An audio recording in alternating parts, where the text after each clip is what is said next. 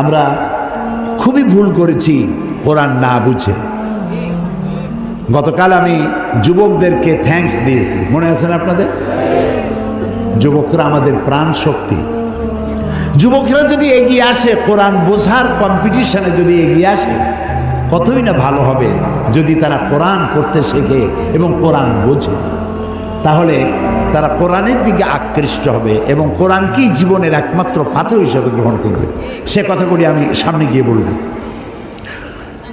তো আল্লাহ তাআলা বলছেন যে এই কোরআনের মধ্যে শুধু নামাজ রোজা হজ যাকাত না, আমি গতকাল বলছিলাম মনে আছে আপনাদের, যে শুধু নামাজ রোজা হজ যাকাত হইলে শুধুমাত্র 1 পারা বা 2 পারা কোরআন শরীফ নাজিল করলেই হইতো, 30 পারা নাজিল হইল কেন? এই কথা তো মাথার মধ্যে ঢোকা উচিত আমাদের। যেহেতু চিন্তা করি না তাই মাথার মধ্যে ঢোকে না, চিন্তা করলে তবে না ঢুকবে। এখন দেখুন আল্লাহ তাআলা বলছেন আমি আমার নবীকে ওহীর মাধ্যমে মুসা, নূহ, ইব্রাহিম, আদম প্রাগৈতিহাসিক ঘটনাবলী আমি এর দ্বারা জানাইছি কোরআন দিয়ে। রাসূল তো সেখানে উপস্থিত ছিলেন না। আল্লাহ তাআলা বলছেন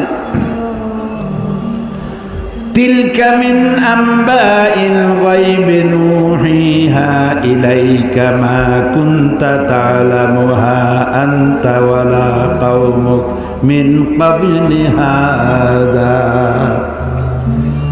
তিলকা মিন আম্বাইল গায়ব, এটা হচ্ছে সেই অজ্ঞাত ঘটনা যা ওহীর মাধ্যমে আমি আপনাকে জানাইছি। তা না হলে আপনি এবং আপনার কওম, আপনার জাতি এই সম্পর্কে কিছুই জানতো না। না ইব্রাহিমের ঘটনা, না